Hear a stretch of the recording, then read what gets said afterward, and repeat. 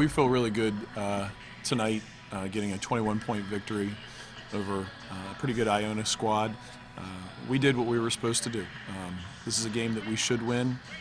I feel like we're a little bit more talented than what they are, but they have some really, really good weapons. Number 20 for them, the Lewis kid, is a very good player, and their freshman point guard is also a terrific player. But I'm really, really happy with the contributions that we got from many players. Connor Richardson having 17 points and 5 assists, and just really providing with key buckets and a lot of energy. Obviously, Chas had 19 and did it on a more limited shot selection. She had a nice game. And then Libby Basilak having 5 assists and only 1 turnover. That's what we want out of a freshman point guard. Very nice job there.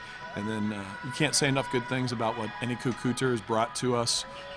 Tonight didn't shoot the ball well, but 13 rebounds. You have to feel very good about that. I joked with her in the locker room that she's becoming like Dennis Rodman. I just hope she doesn't get any more unfortunate tattoos like Dennis Rodman. And then, somebody that kind of goes unnoticed a little bit is Paige Cannon.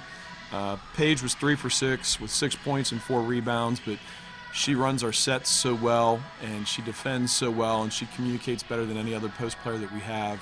And I thought that she played exceptionally well today, especially on the defensive end, in stats that really just don't show up on a typical score sheet. But it's good to get back on the winning track, and we still saw some things that we have to fix, but we feel much better about today.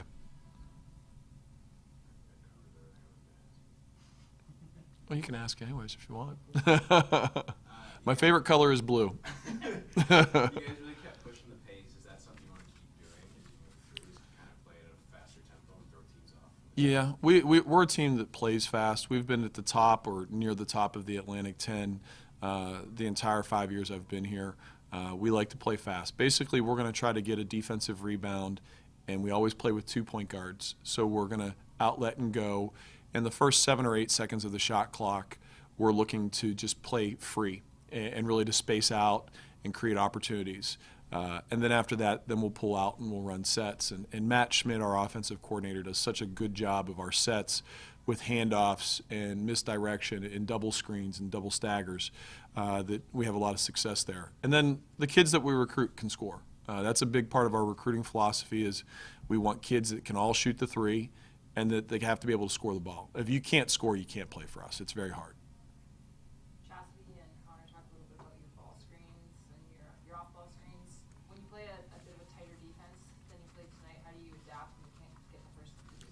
That's a great question. We didn't think that we screened really well. There was a period in the third quarter where we did, but overall for the game, that was one area that we were concerned with. It's just not the big screening, though. It's the guards. It's Connor and Chas. It's Yutza. It's really all of our guards are not setting their men up correctly. We've got to set our cuts better, and then those screens become more effective. Now, on the post ends, who are setting the screens, they've got to be sledgehammer screens. We've got to hit people and not give space. We were at 3 feet at East Tennessee State in terms of screening actions where our screener in their chest was 3 feet away from the defender that we were trying to screen. Tonight it was about a foot. So hopefully by the time we get to North Carolina A&T on Friday, we'll be down to 3 or 4 inches, and I'll live with that. And then what kind of movement are you looking for after the screens? Well, it's all predicated on what the defense does. We curl cut a lot because if people chase us, we're going to curl and we're going to get a nice little short jumper. If they tend to die at the screen, we're going to flare out and shoot that 3. It just really depends on how the defense plays us. And this goes back to our recruiting. We want kids that can really score the basketball, but we also want kids that have a high IQ from a basketball standpoint, and we'll take a little better IQ with a little less athleticism. But the 2 that you mentioned are actually pretty athletic in Chas and Connor. And so, when you have that IQ, you can read the D, you can read the screening action, and usually get a good look without using as much athleticism.